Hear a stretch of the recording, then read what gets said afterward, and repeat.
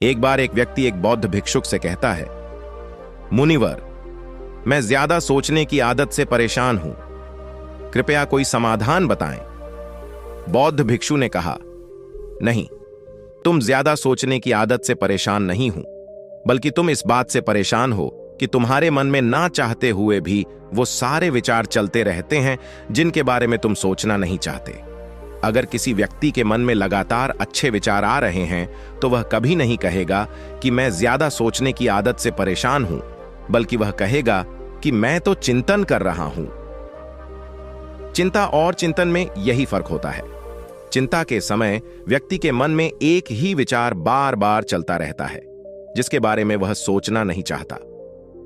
लेकिन चिंतन के समय व्यक्ति के मन में अच्छे और सकारात्मक विचारों की एक लयबद्ध प्रक्रिया बन जाती है जो उसे अंदर से आनंद से भर देती है। तो चिंता और चिंतन दोनों अवस्थाओं में व्यक्ति के मन में विचार ही चलते हैं, लेकिन एक अवस्था व्यक्ति के मन को आत्मग्लानि, डर और पीड़ा से भर देती है। वहीं दूसरी अवस्था उसके अंदर बीज बोती है, उसे प्रेरित करती है कुछ महत्वपूर्ण और सकारात्मक बदलाव लाने के लिए। तो तुम्हारी समस्या मन में बहुत सारे विचारों का चलना नहीं, बल्कि कुछ गलत और अनचाहे विचारों का बार बार चलना है। व्यक्ति ने कहा, मुनिवर, लेकिन यह कैसे पहचाना जाए कि कौन से विचार अच्छे हैं और कौन से बुरे? भिक्षु ने कहा, बुरे विचार वह हैं जो हमें सुख और आनंद का प्रलोभन तो देते हैं, लेकिन उनका परिणाम हमेशा दुखदायी होता है, और अच्छे विचार वह हैं जो हमारे अंदर बदलाव लाएं, हमें प्रेरित करें अपनी परिस्थितियां बदलने के लिए। हालांकि शुरुआत में अच्छे विचारों पर अमल करना मुश्किल होता है, लेकिन उनका परिणाम हमेशा सुखद ही होता है। उदाहरण के लिए, मन में एक विचार आ सकता है कि चोरी कर लेता हूं, जल्दी अमीर बन जाऊंगा। शुरुआत में तो यह विचार सुखद लग सकता है, लेकिन इस विचार के कार्य का परिणाम कितना बुरा हो सकता है यह हम सोच भी नहीं सकते। दूसरा विचार हो सकता है कि मैं खुद के शरीर को स्वस्थ और निरोगी रखने के लिए व्यायाम और प्राणायाम को अपने जीवन का हिस्सा बनाऊंगा। अब इस विचार को वास्तविक बनाने के लिए तुम्हें कर्म तो करना ही पड़ेगा, क्योंकि बिना कर्म किए अच्छा से अच्छा विचार भी किसी काम का नहीं। अब समझने वाली बात यह है कि लगातार अपना कर्म करने से हमें सुख और आनंद मिले न मिले, लेकिन कर्म न करने से होने वाली आत्मग्लानि, पीड़ा, पश्चाताप और दुख से हम जरूर बच जाते हैं।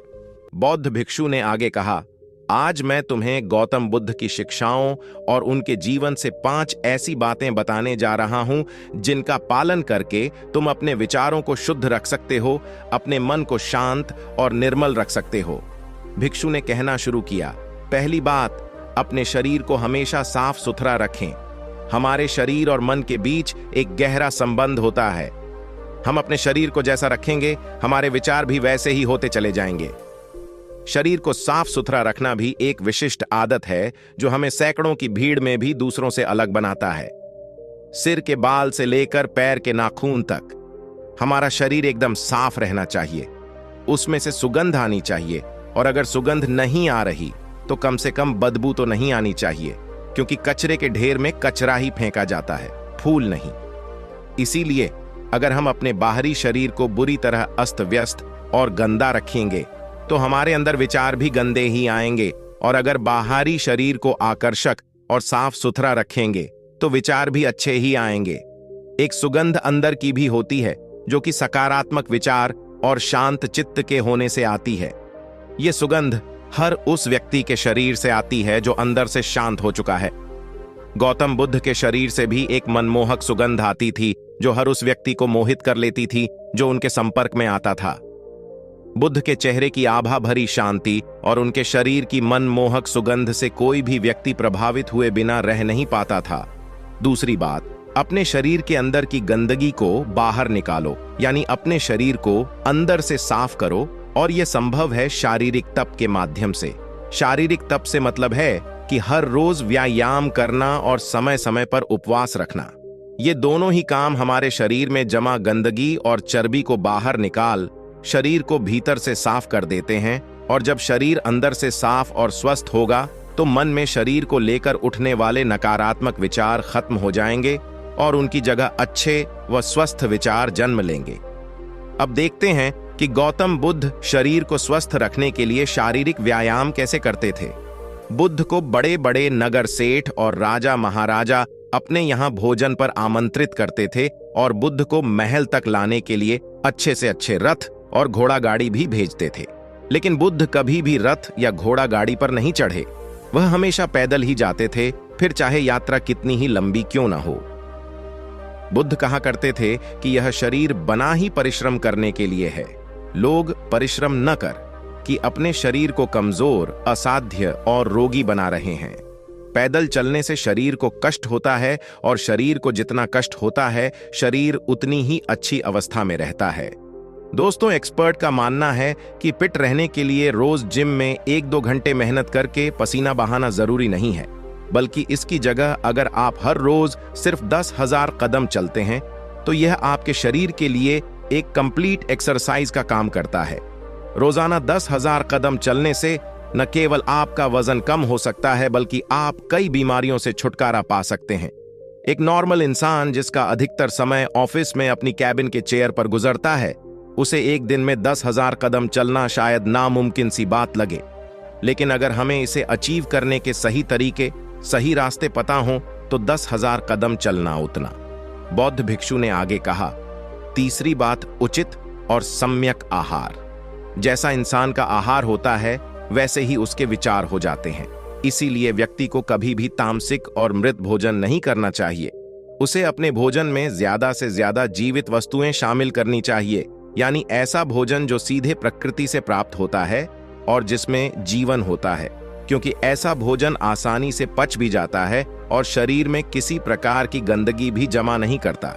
दूसरी बात, भोजन को हमेशा उचित मात्रा में ही लेना चाहिए, चाहे भोजन कितना ही सात्विक और हल्का क्यों न हो। लेकिन कभी भी अधिक मात्रा में भोजन नहीं करना चाहिए, क्योंकि अच्छी चीज की अति भी बुरा ही परिणाम देती है। भोजन उतना ही करो कि जब तुम भोजन करके उठो तो तुम्हारे अंदर भोजन करने की थोड़ी सी भूख शेष रहनी चाहिए। अगर तुम ऐसा नियम बना लेते हो कि मैं जब भी भोजन करूंगा तो अपनी भूख से थोड़ा सा कम खाऊंगा, तो तुम्हारे शरीर में अधिक भोजन खाने से होने वाली सारी बीमारियां जड़ से खत्म हो जाएंगी। रात में हल्का और कम भोजन करो ताकि तुम्हारी जीवन ऊर्जा उस भोजन को जल्दी से पचाकर तुम्हारे आंतरिक शरीर की सफाई और मरम्मत का काम कर सके। जब गौतम बुद्ध किसी के यहाँ भोजन के लिए जाते थे तो लोग उनके लिए तरह तरह के स्वादिष्ट व्यंजन बनवाते, लेकिन बुद्ध सिर्फ उतना ही खाते जितने में उनकी भूख शांत हो सके। बुद्ध अपने शिष्यों को भी यही सिखाते थे कि भोजन पेट भरने के लिए करना चाहिए, न कि मन भरने के लिए। यहां समझने वाली एक बात और भी है कि अगर तुम स्वादिष्ट भोजन करने के शौकीन हो तो तुम्हें उसे एकदम छोड़ना नहीं है, बस उसकी मात्रा को सम्यक कर देना है। सम्यक का अर्थ है न बहुत ज्यादा और न ही बहुत कम। चौथी बात, अपनी संगति का खास ध्यान रखो। संगति का अर्थ केवल उन लोगों या दोस्तों भर से नहीं है जिनके साथ हम अपना ज्यादातर समय बिताते हैं, बल्कि यहां संगति का मतलब हर उस चीज से है जो हम अपनी इंद्रियों के द्वारा ग्रहण करते हैं, जैसे कि हम किन लोगों के साथ रहते हैं, क्या देखते हैं, क्या सुनते हैं, कैसी बातें करते हैं इत्यादि। जब बुद्ध ने यह निश्चय कर लिया कि उन्हें भीतर की यात्रा पर निकलना है, तो उन्होंने हर उस चीज को तुरंत छोड़ दिया जो उस समय उन्हें लगा कि उनकी यात्रा पर बाधा बन रही है। इससे यह सीखने को मिलता है कि हमें अपने लक्ष्य को प्राप्त करने के लिए अपनी आरामदायक अवस्था से बाहर निकलना ही पड़ता है और उन चीजों और लोगों को भी छोड़ना पड़ता है जिन्हें छोड़ना बहुत ही मुश्किल होता है।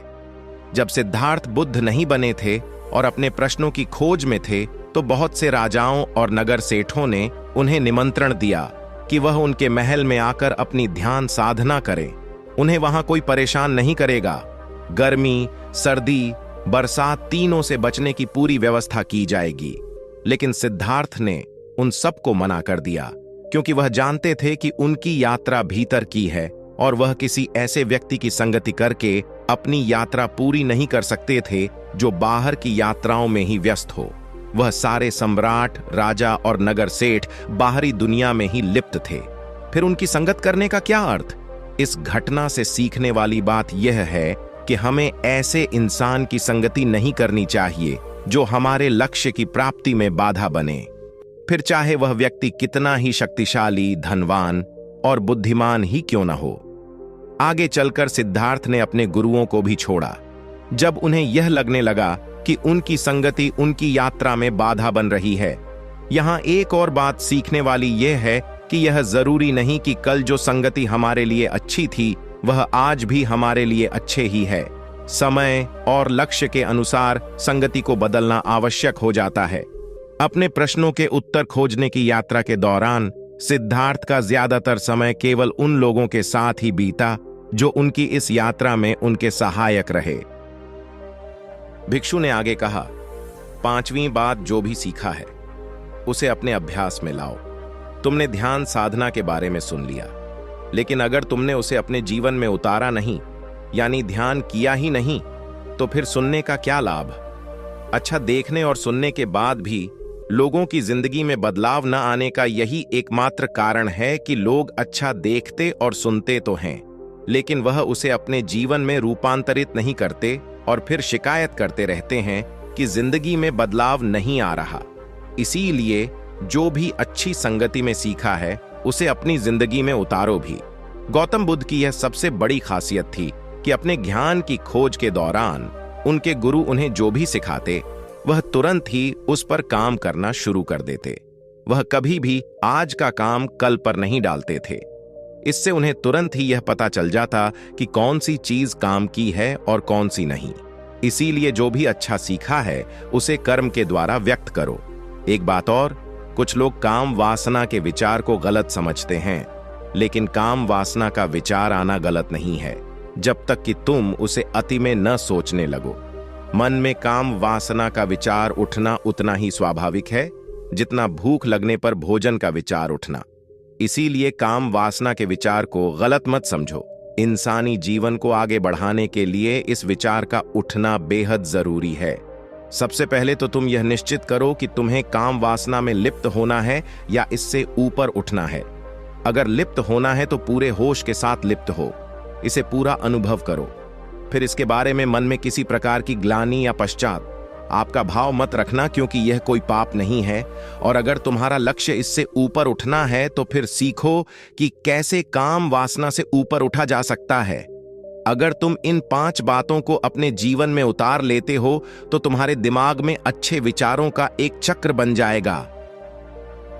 फिर चाहकर भी तुम्हारे दिमाग में बुरे विचार नहीं आएंगे जब तक कि तुम इन आदतों को दोबारा से छोड़ न दो। बौद्ध भिक्षु के मुंह से ये सारी बातें सुनकर उस व्यक्ति को अपने प्रश्नों का उत्तर मिल चुका था। उसने बौद्ध भिक्षु का धन्यवाद किया और वहां से चला गया। दोस्तों, मुझे पूरा भरोसा है कि आपको इस वीडियो से बहुत कुछ सीखने को मिला।